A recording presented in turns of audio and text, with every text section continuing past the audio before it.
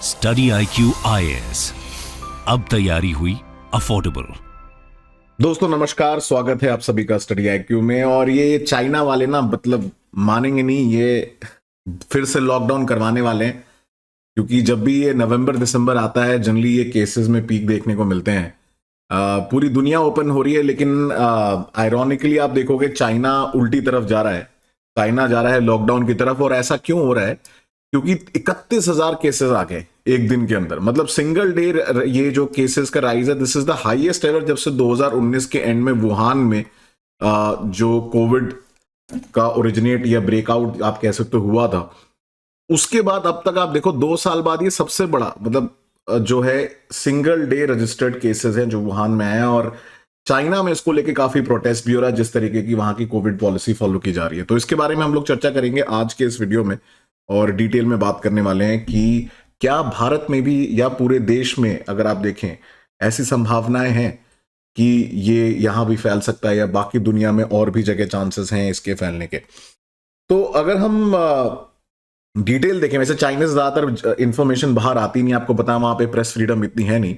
But जितना media report कर रही हो, जितनी इंफॉर्मेशन वहां से आ पा रही है, उसमें अगर हम देखें कि जो पैंडेमिक का जो बड़ा स्ट्रिक्ट लॉकडाउन है जो चाइना लगा रहा है, ठीक है, इंक्लूडिंग वहां पे क्या हो गया है कि जो फैक्ट्री वर्कर्स हैं, जो लिविंग कंडीशंस हैं, लोगों को कमरों में बंद कर दिया जा रहा है, लोगों को शहरों को लॉकडाउन कर दिया जा रहा है। उससे वहां के लोग जो है वो प्रोटेस्ट करना चालू कर दिए।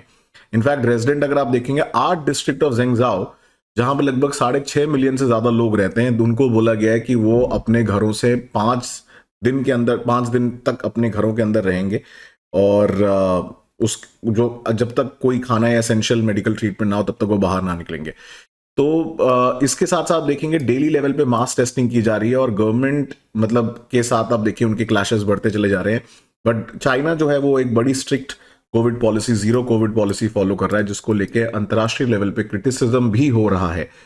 तो इसके बारे में और चर्चा करने से पहले हम लोग एक चीज मैं आपको बताना चाहता हूं कि अगर आपको लगता है कि आपने NCERT नहीं पढ़ा है तो बिल्कुल पढ़ लेना चाहिए, इस एग्जाम के लिए बहुत जरूरी है। और स्टडी IQ आपके लिए लेके आ गया है एक NCERT प्रोग्राम जो 1499 रुपए में मिलेगा डीप लाइव कोड यूज करने के बाद। और आप इससे 100 दिनों के अंदर जितनी भी NCERT है उसको लाइव क्लासेस के बेसिस पे कवर कर सकते हैं। और ये एक मस्ट होना चाहिए हर एक UPSC एस्पिरेंट के लिए, क्योंकि आप लास्ट 10 सालों का पेपर उठा के देख लें, NCERT का वेटेज बहुत ज्यादा रहा है। उसके साथ साथ आप लाइव फाउंडेशन बैच 9 भी ज्वाइन कर सकते हैं using the code deep live.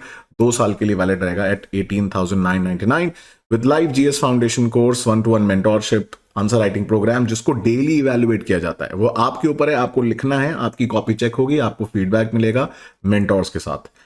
तो अगर हम शी जिनपिंग साहब की जीरो कोविड पॉलिसी की अगर हम बात करें तो इसमें इनका क्या फंडा है कि अगर एक भी जगह केस आ जाएगा तो पूरे शहर को लॉकडाउन लगा देते हैं। नेशनल लॉकडाउन का कोई कॉन्सेप्ट अभी नहीं रह गया इनके यहाँ पे, बट ये क्या करते हैं कि पूरे शहर में लॉकडाउन लगा देते हैं, और जैसे ही केसेस बढ़ने लग जाते हैं तो ये पॉलिसी इनके एक्शन में आ जाती है। वैसे तो ज्यादा डेथ्स वहां हो नहीं रही हैं as compared to US, but China के बारे में कुछ कह नहीं सकते बिकॉज चाइना से डेटा कुछ नहीं पता चलता, ठीक है। तो ये कभी रिवील नहीं करेंगे कि इनके यहाँ कितनी डेथ हुई है। तो most other governments have and basically ended the antivirus controls, और सब जगह दुनिया ओपन अप हो रही है, ये दोबारा लॉकडाउन की तरफ जा रहे हैं। अगर हम ऑफिशियल डेटा देखें, जॉन्स हॉपकिंस यूनिवर्सिटी का one of the premiere institutes है इन हेल्थ केयर, उनका ये कहना है कि भाई कंफर्म केसेस अगर हम देखें दे अगर फ्रॉम 28 फेब टू 23 नवंबर, तो ये बीच में बिल्कुल कम हो गया था। आप देखेंगे नवंबर के बाद दोबारा ये पीक करना चालू कर गया, जो डेटा निकल के आया है। तो ये थोड़ा कंसर्निंग है चाइना से। और जैसे मैंने बताया कि बाकी कंट्रीज के कंपैरिजन में अगर आप देखोगे, ये एक dynamic zero Covid policy follow करते हैं कि तुरंत एक्शन लिया जाएगा, शहर को लॉकडाउन लगा दिया जाता है, लोगों को बंद कर दिया जाता है, ड्रोन से मॉनिटरिंग की जाती है, जरा सा आप बाहर निकलेंगे बड़ी स्ट्रिक्ट पेनल्टी है, पुलिस अरेस्ट कर लेती है। मतलब इतना ज्यादा स्ट्रिक्टनेस शायद ही किसी कंट्री में हो, लेकिन उसके बाद भी कंट्रोल नहीं कर पा रहे हैं। एक तो वर्ल्ड की लार्जेस्ट पॉपुलेशन भी है, प्लस जिस तरीके से वो कंट्रोल करते हैं कई बार थोड़ा ऑटोक्रेटिक सा हो जाता है। और स्ट्रिक्ट लॉकडाउन की वजह से अगर आप देखेंगे जो चाइना का death toll has remained low since the outbreak began, and the official figure is just now around 50 to 100। But again as I mention कि रियली हमें नहीं पता कि कितना ज्यादा ये ऑफिशियल फिगर मैच करता है फ्रॉम द ग्राउंड रियलिटी। और अब इसमें एक जो सबसे बड़ा सवाल उठता है कि भाई चाइना में केसेस बढ़ क्यों रहे हैं, why are the cases rising now. जैसा कि आप जानते हैं वर्ल्ड में ऑलमोस्ट हर कंट्रीज ने वैक्सीनेशन को प्रायोरिटी दी। इंडिया ने one of the biggest vaccination program चलाया। हमने इंडियंस को वैक्सीनेट करने के साथ साथ एक्सपोर्ट भी किया है वैक्सीन को। और जैसा कि आप जानते हैं कि चाइना में 2 वैक्सीन जो मेनली यूज होती है वो है सिनोवैक एंड सिनोफार्म। और वो कहना है उनका कि वो बहुत इफेक्टिव है, बट लोगों का मानना है, जो अंतर्राष्ट्रीय कम्युनिटी उनका मानना है कि शायद इतनी इफेक्टिव है नहीं कंट्रोल करने में कोविड वायरस, जैसा चाइना क्लेम करना चाहता है, specially against the more infectious जो वेरिएंट ओमिक्रॉन इस समय फैला हुआ है। ज्यादा डेडली नहीं है, बट ज्यादा अगर आप देखेंगे इन्फेक्शियस है। देखिए, वायरस की बड़ी सिंपल सी चीज होती है, वायरस तभी ज्यादा इन्फेक्शियस हो सकता है अगर वो डेडली कम हो। अगर डेडली होगा तो तुरंत डेथ हो जाती है इंसान की, कम से कम अगर समय में डेथ हो जाती तो वायरस को स्प्रेड करने का मौका नहीं मिलता। तो अगर वायरस इन्फेक्शियस होगा तो डेडली कम होगा, अगर ज्यादा डेडली होगा तो इन्फेक्शियस कम होगा। इसका इनवर्स रिलेशनशिप होता है। और यूएस और अदर वेस्टर्न नेशंस की हम बात करें, उन्होंने चाइना को बोला था भाई आप आम mRNA वैक्सीन ले लो, ज्यादा इफेक्टिव होगी, बट चाइना ने कहा नहीं भाई हम तो वही यूज करेंगे जो हमें सही लगता है। तो अगर आप देखेंगे 1 डोज 2 डोज और ये जो बूस्टर डोज है, लोअर वैक्सीनेशन लेवल्स है इन चाइना ओवर 80s। तो ये पॉपुलेशन लेवल आप देखोगे, क्योंकि वैक्सीनेशन लेवल जो है वो कम है कंपैरेटिवली देन अदर कंट्रीज। तो ये भी एक बहुत बड़ा कारण है कि जो इतने सारे केसेस कोविड के ओमिक्रॉन वेरिएंट के अभी भी वहां पे बढ़ रहे हैं और डिटेक्ट किए जा रहे हैं। अब इसमें WHO के जो डॉक्टर टेड्रोस हैं और शी जिनपिंग के बीच में थोड़ा डाइवर्जेंस आ गया है।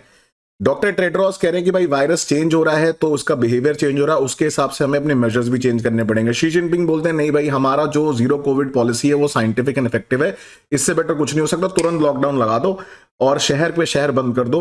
अब इससे हो क्या रहा है, अगर आप देखेंगे कि एक तो चाइना में ये कह रहे हैं कि हम स्प्रेड नहीं होने देंगे, बट चाइना में जो वर्कर्स हैं, जो फैक्ट्रीज में काम करते हैं, इतने छोटे कमरों में रहते हैं कि आप उनको आइसोलेट करने के चक्कर में ऐसे बंद कर देते हो मैच बॉक्स के डिब्बे जैसी बिल्डिंगों के अंदर कि वहां पे आपका सोशल डिस्टेंसिंग हो ही नहीं सकती। इस वजह से देखिए जो इतने स्ट्रिक्ट लॉकडाउन लगा है ज़ेंगज़ाओ में, वहां पे आईफोन की फैक्ट्री है, Foxconn one of the biggest manufacturers है, वहां के लोगों ने प्रोटेस्ट करना चालू कर दी और लार्ज स्केल प्रोटेस्ट हो रहे हैं वहां पे। इनफैक्ट हांगकांग जैसी जो अगर आप देखेंगे जो इनकी टेरिटरी है, जहां पे one of the largest number of US companies थी, उन्होंने अपने रीजनल हेडक्वार्टर्स हटा दिए वहां पे। मतलब it has gone down to 240 which is lowest ever since 2002, क्योंकि भाई वो हमेशा लॉकडाउन। इनफैक्ट हांगकांग में आप देखेंगे अभी तक क्वारंटीन किया हुआ था लोगों को अगर आप ट्रैवल कर रहे हो, even if for business purpose.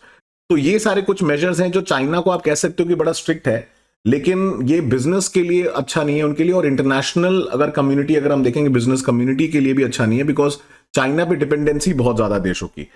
और अभी और तो और देखिए एक BW.1 करके एक नया ओमिक्रॉन वेरिएंट आ गया है, जो एक स्टडी आई है उसने बताया कि मेक्सिको में युकाटान पेनिनसुला पे इसको डिटेक्ट किया गया है।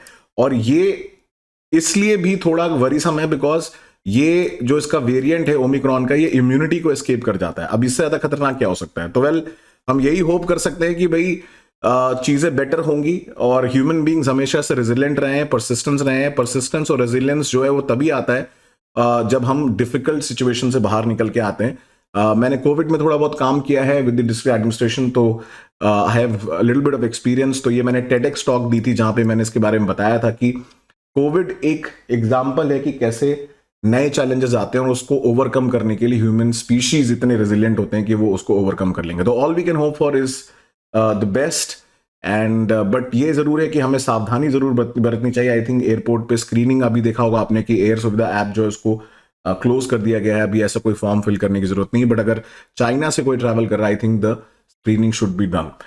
तो ऐसे इंटरेस्टिंग वीडियो के लिए और साथ साथ लाइव फाउंडेशन कोर्सेज के लिए आप मेरे कोर्सेज ज्वाइन कर सकते हैं यूजिंग कोड डीप लाइव। मैं मिलूंगा नेक्स्ट वीडियो में और आप मुझसे जुड़ सकते हैं इस PDF इस PPT का जो नोट्स हैं या टेस्ट सीरीज को अटेम्प्ट करने के लिए आप मुझसे जुड़ सकते हैं मेरे टेलीग्राम चैनल पे। मैं मिलूंगा नेक्स्ट वीडियो में। थैंक यू सो मच दोस्तों एंड जय हिंद। स्टडी IQ IAS, अब तैयारी हुई अफोर्डेबल।